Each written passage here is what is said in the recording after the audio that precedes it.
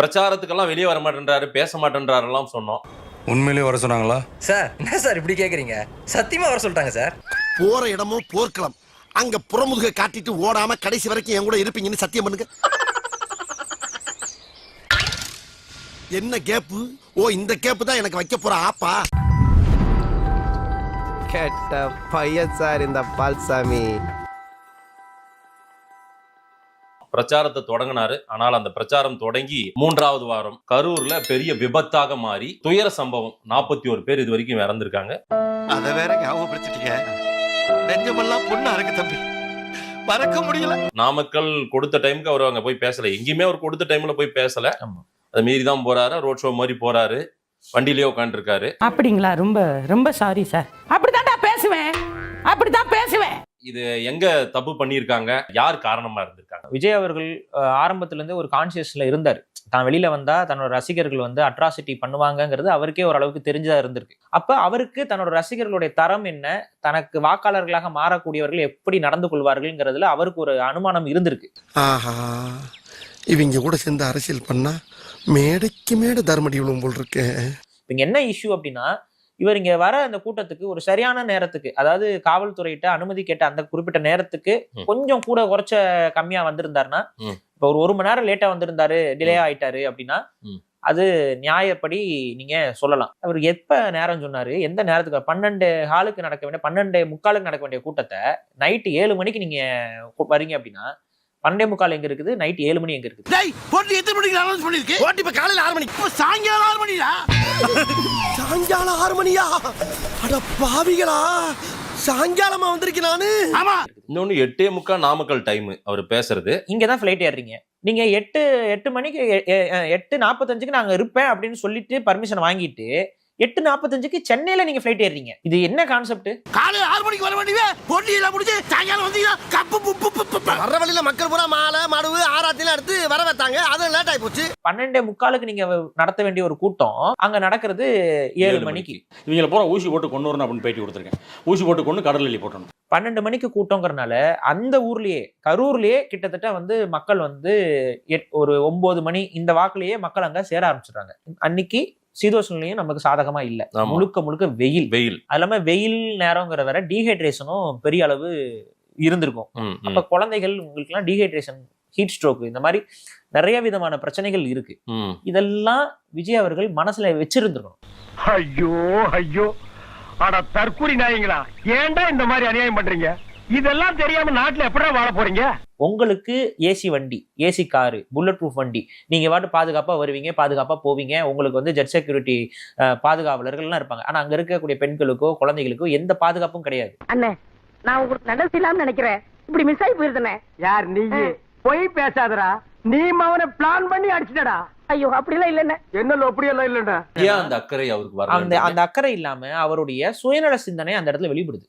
இல்ல, இதுல என்ன சுயநலம்? இந்த லைட் ஆஃப் பண்ணி விளையாண்டதை நீங்க பாத்திருப்பீங்க. ஆமா.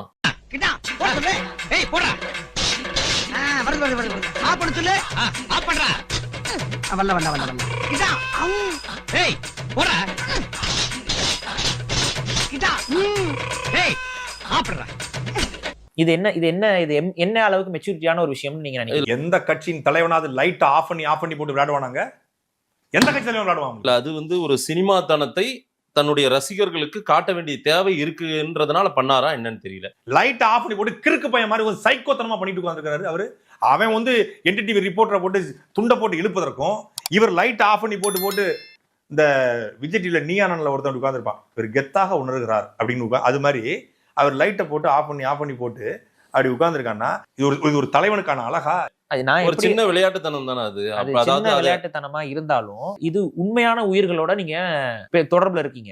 அப்ப இங்க உண்மையா இருக்கும்போது இந்த இடத்துல சினிமா தனமே இருக்கக்கூடாது உங்ககிட்ட. எதுக்குடா இம்புட்டி விளம்பரம்? இப்படி எல்லாம் டபுள் பாஸ் வேலை காமிச்சாதான் பயக மேல வாங்க. ஊரே ஒண்ணு சேர்ந்து காரி துப்புதுடா. வீடியா என் மூஞ்சில காரி துப்புறதுக்காக ஊரே ஒண்ணு சேர்த்து நினைச்சு சந்தோஷப்படியா. அவராட்டு பனையூர்ல இருப்பாரு, அவராடு அப்பப்ப வெளியில வந்துட்டு தலையை காமிச்சிட்டு போயிட்டு இருந்தாரு. நம்ம எல்லாம் வந்து அவரை ரொம்பவே சீண்டி அவர் ஈகோவை சொரிஞ்சு நீங்க ரோட்டுக்கு வான்னு கூப்பிட்டு, ஐயோ பேசாம தூங்கி இருக்கலாம், நானே வந்து மாட்டிக்கிட்டனே. தூய்மை பணியாளர் பிரச்சனை அப்ப கூட நம்ம எல்லாரும் என்ன சொல்லிட்டு இருந்தோம்? அவர் ஏன் நேரா வரல? இப்ப அங்க இந்த பிரச்சனையா என்ன இருக்கும் அவருக்கு? யோசிங்க. அப்ப உண்மையிலேயே அவருக்கு பெரிய ரசிகர் கூட்டம் இருக்கு. அந்த ரசிகர் கூட்டம் பக்குவப்படாத கூட்டமா இருக்குது, அவருக்கே தெரியுது. ஐயா என் நிலைமை ரொம்ப மோசமா இருக்குங்க. சொல்லவும் முடியல, மெல்லவும் முடியல. இவங்க அரசியலுக்கு வந்தாவே டேஞ்சர் தானா? ஜெயிக்காம உங்ககிட்ட அதிகாரம் இல்லாம இருக்கும்போதே இந்த அளவுக்கு ஒரு ஒழுங்குமுறையை பின்பற்ற தெரியாத கூட்டமாக வளர்ந்து நிக்கிறாங்க. சொன்னா உனக்கு இதெல்லாம் வேணான்னு. ஆனா நான் சொன்னேன், கொஞ்சி கஞ்சி கடிக்கிற மீன்கள் நிறைந்த குளம் இல்ல, கொடிய முதலைகள் நிறைஞ்ச குளம், ஒவ்வொரு காலடியும் பார்த்து எடுத்துக்குன்னு சொன்னேன். இப்பெல்லாம் அவன் நினைச்சு கூட பாக்கலண்ணா. ஏதோ ஒரு அவசரத்துல நடந்துச்சுண்ணா. லைஃப்பை தொலைச்சிட்டேடா. நானா இப்பெல்லாம் சொல்லாதுண்ணா. உன்ன என்ன சொல்றது? உங்க பேச்சை கேட்கறதா இருந்தாலும் பரவாயில்ல. விஜய் சொன்னா ஏய் சைலண்ட் அப்படின்னு கத்துறான்னு வைங்க. அந்த பத்திரிகையாளர் சைலண்ட் கத்துனார்ல, அந்த மாதிரி சைலண்ட்னு கத்துனாருன்னா எல்லாரும் கப்புச்சுப்புன்னு அடங்கிடுறாங்க, அமைதியாயிடுறாங்க. விலகி போங்கன்னா விலகி போயிடுறாங்க. அந்த அளவுக்கு ராணுவ கட்டுப்பாடு. எல்லாம் அமைதியா இருங்கன்னா அமைதியா இருக்கணும். இங்க இது செய்ய முடியுமா? விஜயால பண்ண முடியாது. அதுக்கெல்லாம் நீ சரிப்பட்டு வர மாட்டேன். அமைதியா இருந்தாலும் கத்திக்கிட்டு இருப்பான். மேல அவர் முன்னாடியே மேல மரத்துல ஏறுறான், வண்டியில ஏறுறான். அவர் வண்டியில ஏறுறாங்க, அவர் வண்டி வந்துட்டு இருக்கு, ஒருத்தன் வழி ஒரு உயிர் போயிருக்குங்க. சொல்லி நிறுத்துக்கலடா, அவன் நிறுத்துற லூசுக்கு மட்டும் வந்துட்டே இருக்கான். போடுறான் நிறுத்துற அவனை பைத்தியக்கார எதுக்குடா வரீங்களா? கள்ளசாராயம் குடித்ததாக 80க்கும் மேற்பட்டோர் பாதிக்கப்பட்டு சிகிச்சை பெற்று வந்த இதுவரை 49 பேர் ஒட்டுமொத்தமாக உயிரிழந்துள்ளதாக ஒரு தகவல் வெளியாகியுள்ளது. சென்னையில் நடைபெற்ற இந்திய விமானப்படையின் வான் சாகச நிகழ்ச்சியில் கடும் வெப்பம் மற்றும் கூட்ட நெரிசலில் சிக்கி 5 பேர் உயிரிழந்த சம்பவம் பெரும் அதிர்வலைகளை கிளப்பியுள்ளது. சாகச நிகழ்ச்சியை திமுக அரசு முறையாக ஒருங்கிணைக்காததே உயிரிழப்புகளுக்கு காரணம் என எதிர்க்கட்சிகள் குற்றம் சாட்டியுள்ளன.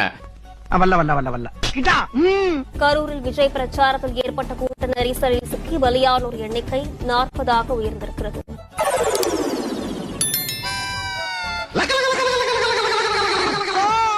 கரூரில் உயிரிழந்தவர்கள் குடும்பத்திற்கு என் ஆழ்ந்த இரங்கல்களை தெரிவித்துக் கொள்கிறேன்.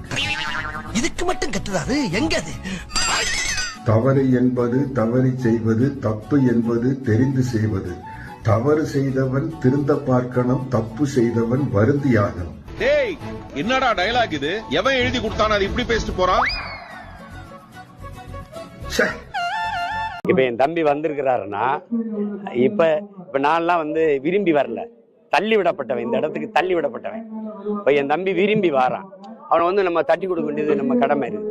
வந்து பார்க்கும்போது இது எவ்வளவு பெரிய ஆட்டம். ஆனா நான் சொன்னேன், கொஞ்சி கஞ்சி கடிக்கிற மீன்கள் நிறைந்த குளம் இல்ல, கொடிய முதலைகள் நிறைஞ்ச குளம், ஒவ்வொரு காலடியும் பார்த்து எடுத்துக்குன்னு சொன்னேன். நேரடியா சொன்னேன். இப்பவும் அவர்கிட்ட சொல்றேன், ரொம்ப கவனமா ஒவ்வொரு அடியும் எடுத்து வைக்கணும். தம்பிக்கு அண்ணனுக்கு என்ன போட்டி இது? என் பாதை வேற, அவர் பாதை வேற.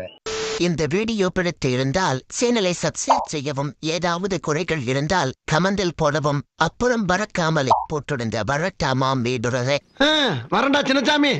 Hey guys, this is your editor. Video பிடிச்சிருக்குன்னு நினைக்கிறேன். ஸோ பிடிச்சிருந்தா ஒரு லைக் பண்ணிடுங்க அண்ட் கமெண்ட் செக்ஷன்ல ஒரு ஹார்ட்டிங் அல்லது ஒரு ஸ்மைல் தெரிக்க விடுங்க பார்ப்போம். இப்ப எனக்காக நீங்க ஒரு குத்துனா குறைஞ்சா போயிருவீங்க. சரி பாசக்கரப்ப ஒரே ஒரு குத்தி விட்டு போவோம். வாடாங்க.